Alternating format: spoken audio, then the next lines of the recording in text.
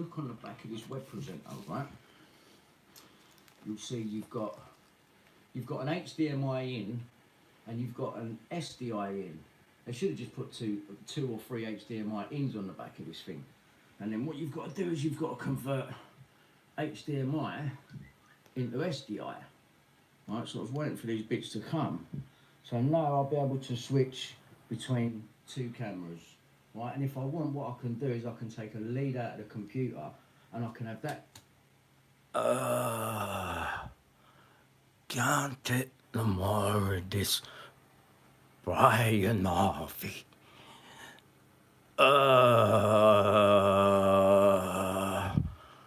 Can't take no more of this fucking BRIAN HARVEY.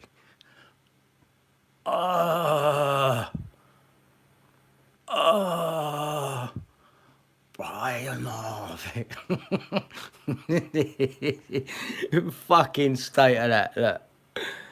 Can't take no more of the Mahmood. Can't take no more of this fucking Glen Market. Can't take no more of this fucking Ian Bucket.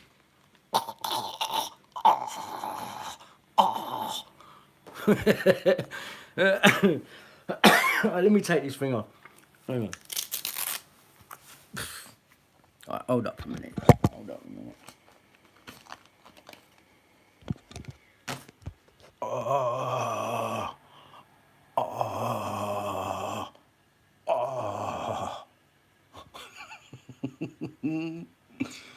Yeah.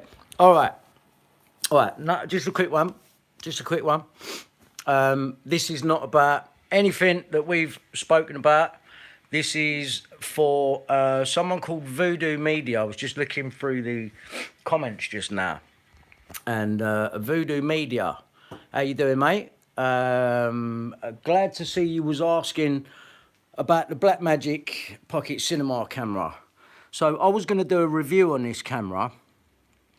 And I think I still will once I get going. But obviously, if I'm reviewing the Blackmagic Pocket Cinema, then I'll have to film it on the 5D, which ain't a problem. So, what can I tell you about this camera? Well, the price of it was $1,134. To which my friend, I told you innit, my friend of mine paid $435 towards that because I had to sell. I had two computers. You remember? I got this 27-inch iMac, and I had the 21-inch iMac. Do you remember the police had both of them? And my mate out there, Elmo, who bought he bought the 21-inch off of me, and so I sold that to him for 500 quid. He can confirm that. And then obviously I touched it up a little bit out of benefit money, and then my mate paid $435 towards this because we was working on a project, which is still unfinished really. So what can I say about this camera? Well, for a start, if you're using prime lenses on this thing, Voodoo, yeah. Now, you can use prime lenses on it. At the minute, I've got the Panasonic Lumix 12 to 35mm on there. Now, obviously, you'll know something about cameras. And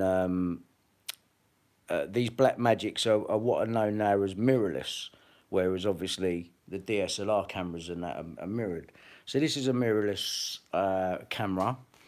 You've got a... Let me show you some of the... menu functions on here now. What is really good about this thing, Voodoo, is that you can put LUTs, you know, like the lookup tables, what you would put on your video, you know, in post. You get like LUTs, don't you? Well, you can put the LUT on, you know, so like you've got a flat look there, and you can program this with up to about, I think it's either 6 or 8 LUTs or something like that. So you can switch through them, so you can have a look at what you see will look like color corrected at the time. The only bad thing that I would say about this camera is the battery life. Now, this will take the same batteries as the Canon 5D, which are the LP E6 batteries. right, which normally go in this. They also fit in this. Now, they're okay, but you're going to get about half an hour out of each battery, which is shit, really. So you'll have to have a few of them. And I do recommend buying the genuine Canon LP-E6s because they last a bit longer. Because, you know, you can get the cheaper ones and multi-chargers and stuff like that, and they're quite cheap. The multi-chargers are all right, but the batteries, when you get the cheap ones, they don't last at all. You know, the Canon, the original LPE6s, the most you're getting is 25-30 minutes per battery. So what I've done here is, obviously, while I've got the camera static, I've got a mains lead in there, which is that cable there. Isla did break my original one because she run past it and pulled it out of the, you know, like where it's soldered inside the cable. She pulled it out. So I've got a mains lead going in there, coming down here into just a little female to female there, so that you can plug in, you know, like 12-volt power supplies, a female to female there, and then the other end is going off into a plug socket. So I've got that set up on mains at the minute, and obviously there's a screen there facing me, but I've got this TV over here, so if I ever want to have the comments come up while I'm on YouTube, I've got that there, which I'll turn and face me, so I can see what you're saying, because I want to be able to respond to a lot of you, because I can't sometimes. So camera's fucking fantastic. There is a crop factor with using the lenses on this, because this is now something which is called a micro 4/3 mount. On the Canon DSLRs, you've got something there which is called an EF mount, which allows you to fit all the Canon EF lenses. I've got a Nikon 85mm prime on there at the minute, f-stop 1.4, which you can just buy the little ring adapters which are in there. The cheap ones are not good sometimes, the adapters, because when you go to take them off of your prime lenses, the little spring pops off and you can't get the fucking adapter off your lens. So I recommend getting half decent on the cheap side of the lens adapters. And I can put these Nikon primes onto the Blackmagic. Like I said, this is a micro 4/3 mount, so that's an EF mount, that's a micro 4/3 mount. And when using micro 4/3, you get a crop factor on the lens. So what would normally be 12 to 35 mil is probably more coming up like 24 mil to between 24 and 35 mil as your starting point. No, I'd say about 24 mil up to about 50, you know, because there's like it crops in the picture where you'd normally have a 35 mil shot. On this, it would be more like a 50 mil shot. So that's the only downside on that. And if you want to put prime lenses on the Blackmagic Pocket Cinema camera, then you will need a adapter, which you can buy on eBay. You can get these things. This is called a Metabones speed booster, and that's what that is, and that will convert you from micro 4/3 to a Canon EF mount or either a Nikon mount, depending on which one of these you buy. So you would have to put that on first if you was then to put on your, you know, I've got Nikon one, so I can put my Nikon primes on now, and great depth of field when you do that, you know, especially if you've got f-stop 1.4 lenses. So that's good. So, you know, you're able to put on whatever lenses you want.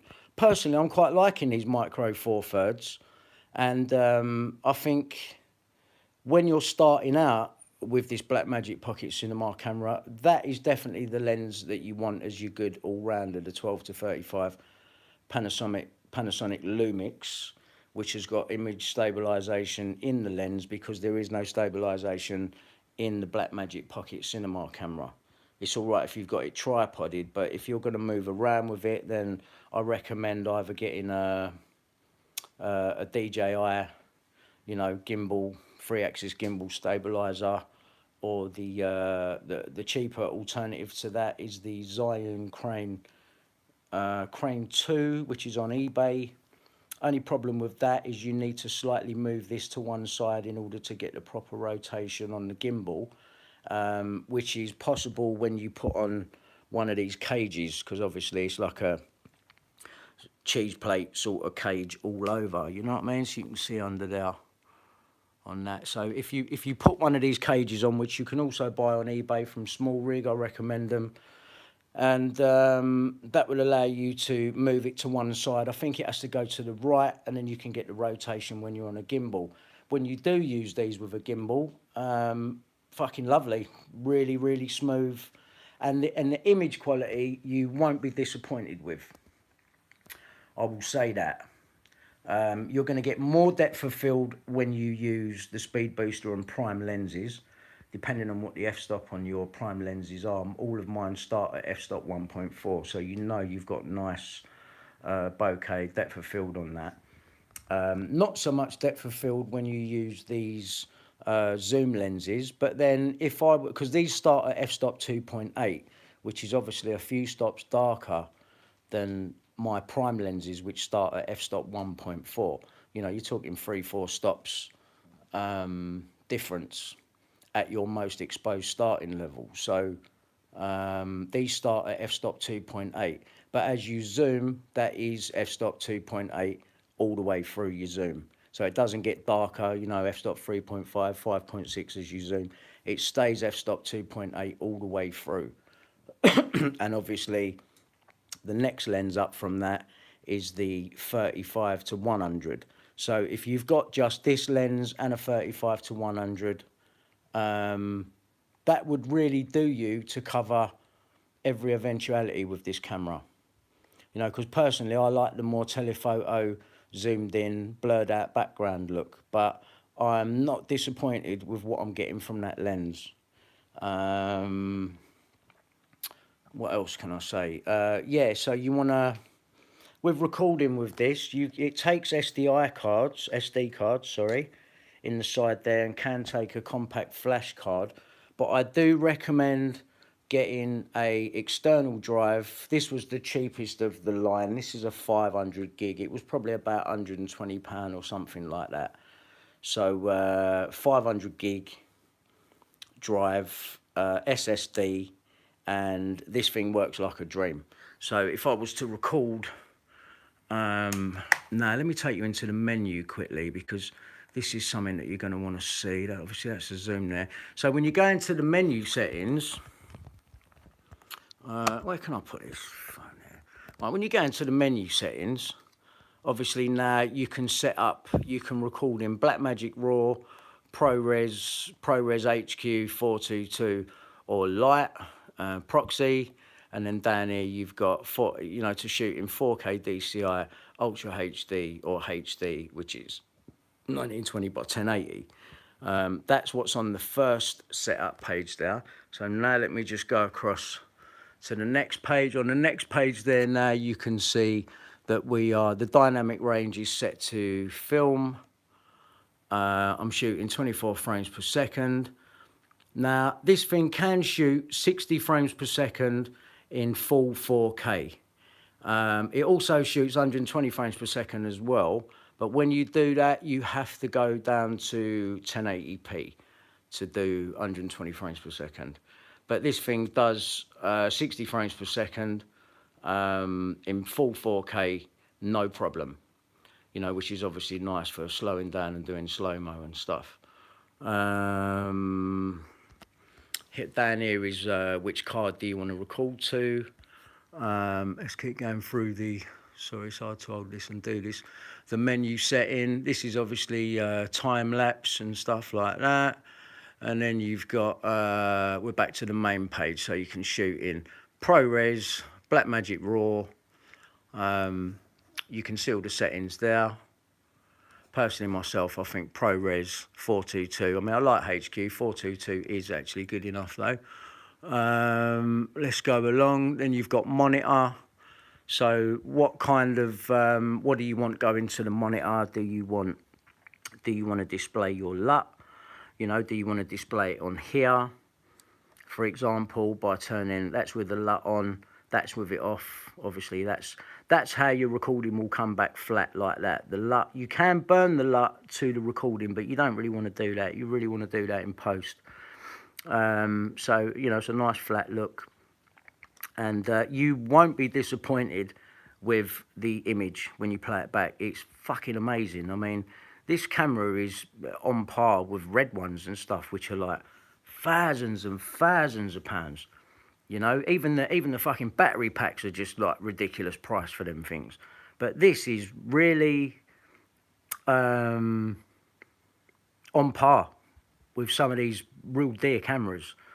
I'll just take you, so this is setting up your monitor for the LCD, obviously for the HDMI screen, which is on top of there. You know, what do you want coming through there? Do you want your focus assist? You know, do you want zebra levels and all this other stuff coming through? You know what that is anyway, so I won't go into that. Let's go into audio. So at the minute, this is on the internal microphones. You can change that to XLR. Now, when you use this, what you have to do is, because the ports on the side, let me move this other camera out of the way a minute, it's right in my way. So when you look at the ports on the side, right, so what you got there? So you've got a jack microphone input there. So if you wanted to come straight off of a radio mic and straight into there, you can. Also, you've got a headphone port there. You've got a full-size HDMI port, obviously, which is what is going to that monitor. You have got the mains which goes in there. You've also got a USB-C port, which is there. Yeah, that cable there, which is obviously what goes to the external drive. That's USB-C. And then if you look down there, you've got a mini XLR port. So you've got XLR in on this, which is great. And then what you've got here is, I've got the cable wrapped around there and it's hanging off. Excuse me. It's hanging off there, right? So there's the XLR. It's mini XLR. And you buy these cables from Blackmagic, and it's mini XLR to full-size XLR. And then obviously you can plug onto there whatever you want, depending on the you know, whatever microphone ends you're using. You know, if you're going in, because I do convert these to XLR when I'm running two of these, I have them going into something called, which is the Sound Devices Mix Pre-D, which is a 2-channel preamp basically, and it's got limiter on it, and you know, you need preamps when you're dealing with sound, because your sound is just crystal then. You know, it's lovely. You have to do that. But saying that, coming straight out of the Sennheiser receiver, going straight in, also doesn't sound bad. But it does definitely sound better when you're preamped. There's no two ways about it. So, that's the Blackmagic Pocket Cinema camera. Only bad side about it is don't rate the internal batteries that you put in. Like I say, the Canon LPE6s. So what I have done here is, like I said, I've gone to the mains with this. When I'm not on mains, what I've done is I've bought this. This is like a V-Lock battery base, right? So coming out of that now, I can go off to my screen, which I do, and I can also come out of this with the D-tap connector, which is here, and come out, and you can see that I've got where's the thing? There's the end of the cable there. That's the connection, the mains connection for the Blackmagic. But obviously I bought a second cable here, and that one goes off to the mains. And then if I'm going to run off of battery, I'll plug this one in. And I recommend, this is a V-Lock adapter. Right, let me just take this off of here so I can show you. Right, so that's a V-Lock battery plate. Right, and obviously you've got an on and off switch down here. Now, V-Lock batteries are fucking expensive, right? I've looked on eBay, they want 175 quid for one of these things, and that's just on the cheaper end, and depending how long you want it to stay on and last for. So what I done was I bought this from China. I bought this cheap battery converter, which fits in on a V-lock plate, but allows you to then put on, these are Niwa. I recommend these, Niwa. They're a good little company, and they do the Sony batteries. They do a lot of stuff. They do, Niwa really do sell some quality stuff. So what you can do here is you can, let's take that off of there so you can see that. Right, and basically what they are is they're the Sony, are they like FP970s or something? I don't know, I've got them down here on charge, yeah, so here's a multi-charger. Fuck, so I've got 6 of these big batteries, right? And obviously take them bits off there, because they go on the charger. They're little adapters to make them fit, because you can change them for whatever batteries you want, but you want to be able to do 4 of these batteries at a time. So I've got Sony ones. They're the Sony original ones, and the only ones that are really on par with the original Sonys, which are half the price, are these Niwa ones. Now these work really good, and they last forever, you know. So this is the only side that really you need to make sure you've got plenty of power when you're out with this camera. So what you'll do is you'll just, you know, if you've got 6 of these, you're all right, man, for the day. If you've got 6 of these fat batteries, you're good. You're good for the day. And let me just fit that on there. Right, so they're fitted on there. Yeah. And obviously this camera's plugged in on the mains at the minute. And you've got a little switch on the back there. And have these got... Oh, these ain't even charged up. Hang on. That's it, that one's on. And that one's on. That's it, it wasn't in properly. So yeah, V-lock plate converter, I recommend it. And I've got that at the minute, them 2 batteries, all they're doing is powering that. But you've got ports on the side so you can power your screen and your camera coming out the D-tap port. Nice and easy turn off, one switch at the back, boom. Yeah, so that's pretty much it, really. It is so worth the money. So worth the money. And, oh yeah, that's what I need to tell you about. So I got one of these second-hand. Now, this thing here, let me come around the front and show you, is the Blackmagic web presenter. So you can see I'm just down there knelt down.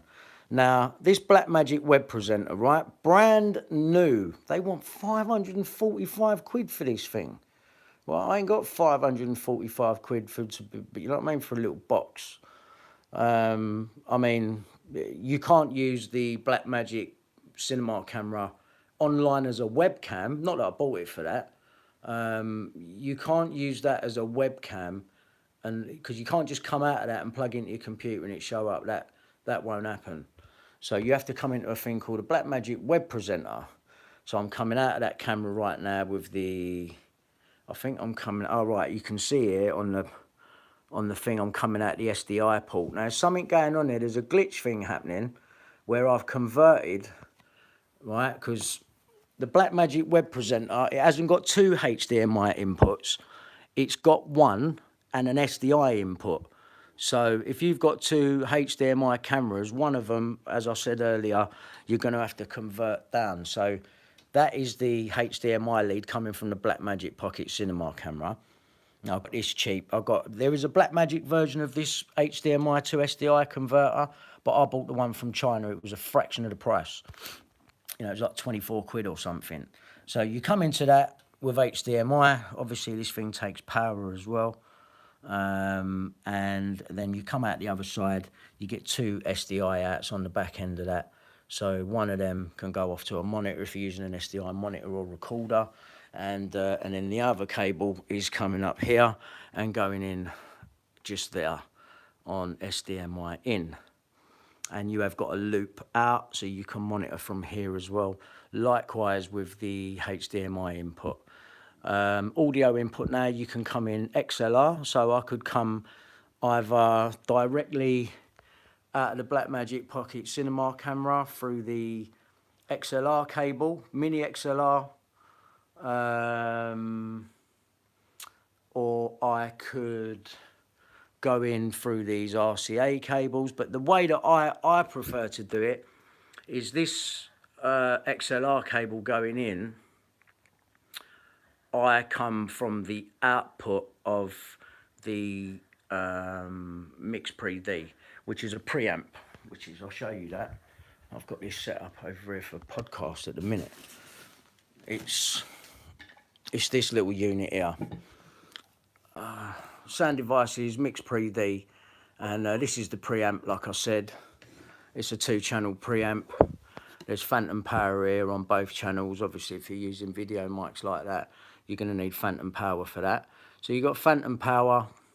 This is a really, really good little unit, this is. Cuts out all the background noise. The vocal is fucking beautiful through this. I really recommend it. I mean, this is a really early version. They've got much later ones out now, but this one does the job. So then on the back side of it, you've got outputs.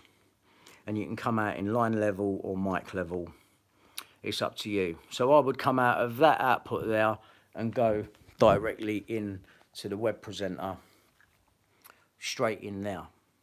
Now you can use this Mix Pre-D, right? You can use this Mix Pre-D, plug your mic into there, and then at the other end of it, you come out USB and go into your computer. And for example, if you was going to record in QuickTime Player in your computer, your picture you would set to Blackmagic Web Presenter, and your audio you would set to Sound Devices Mix Pre-D, and then your audio would come in through the Mix Pre-D, and your video would be coming from the Web Presenter. But there's a slight delay between the two if I bring the audio in separately like that. If I put my audio through the Mix Pre-D, come out of the XLR and go into the back of the web presenter, my sound and my vision, my video, are in sync. And the only problem that I'm getting with that is that if I bring my audio through the web presenter, because like I said, I can bring it straight into the computer through the USB coming in that way, which is cleaner. But there's a delay between the video and the audio then, and I haven't worked out how to get rid of that. So I'm coming into this. But then when you do the camera swap between camera 1 and say you go to camera 2, which I haven't got on at the minute, camera 2 will either be the other camera that's next to that, the 5D, if I'm talking to someone else.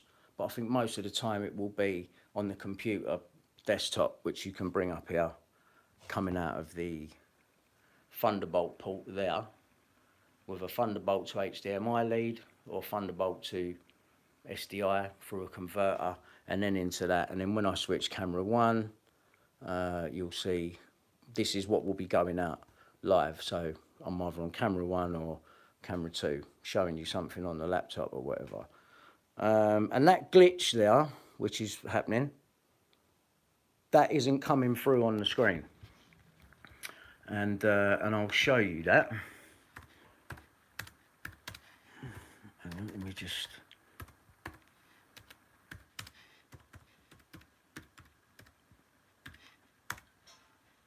I'll show you this. Let me just bring up QuickTime Player. Come on, QuickTime. Right, so on QuickTime Player, you'd go new movie recording. Come on. Right, new movie recording. And then you can see here, this is it coming up on the screen. And then before you go into record, if you look here on the, oh, for fuck's sake. Right, so you can see I've changed the video signal there. So you'd want it set to Blackmagic Web Presenter. Right, like that, and then the audio you would want set to either Blackmagic Web Presenter or whatever you're using as your source coming in. So that would either say Mix Pre-D, Blackmagic Web Presenter, you know, or I've got a Scarlett over there to get audio in. So whichever audio device you want to use, really. And that's that, really. So you've got that, you've got the web presenter, and you can see there's no glitch on the screen. There's no glitch, but there is a glitch on now. But there's no glitch on now. So why that's doing that, I don't really know. Oh, Oh. Sorry, Murdoch. Did I forget you? Here, look, let's put you that way. How's that? Yeah? All right. Yeah, so Blackmagic Pocket Cinema camera, fucking amazing. I will do a proper review on this camera and go into depth a bit more, but I need to stand over there and do it properly, really, a bit organised. But great camera, so Voodoo, if you're watching, mate, definitely recommend it. And yeah, that is not the backdrop I'm going with. But even that don't look bad in itself. You know what I mean? It's alright. It's really alright. So yeah, I recommend it, mate. I would get it. But using it as a webcam, you got to have that fucking thing as well. And that bit on the front with the screen on it is optional. You're going to pay 95 quid for that front. Yeah, and the unit, brand new, is 545. I managed to get it a lot cheaper. A lot cheaper. So, but it's second hand. So, but it works and it's not a problem. So that's what you're going to need if you are going to go online with your camera. Apart from that, I think that's it really. And these Neewer lights, these are fucking fantastic. They take the same fat Sony batteries, which you can put on the back. They're bi-colour as well, so you can change your Kelvin from 3600K all the way up to 5600K and past that. So you've got, you know, both the blue and the red spectrum of light going on now. I've just got one up there, which is kind of like a side hair light, and then I've just got two of these on here at the minute. I was going to light the backdrop, but obviously once you start darkening things in the camera, say if I was going to have that LUT on now, you know, I can, you know, if you want to go up with the aperture, so you can see that darkening, but obviously as you go up with that, so you go to f-stop 4, you're getting less and less depth of field behind you, but you know, it hasn't got to be overly depth of field on this. You can see, you can't really tell, but you know, depending on how you want it, you know, you might want it like that, you know, there's all different looks. I'm not firm on the LUT that I'm using yet on this camera. And the LUT is only to see what it's going to look like, on, you know, or if you're going live, you want to be able to put the colour on while you're going live. If you're recording, obviously you put the LUT on in post afterwards. But yeah, bloody good camera. Bloody good camera. And like I said, Metabone speed booster. If you want to put on all your Nikon or Canon primes, they do different ones for that. But once it's set, fucking hell, I mean, I've filmed with it and I'm very impressed. Very, very impressed. Very impressed. But then when I go back to the Canon 5D Mark II, I'm really impressed with that.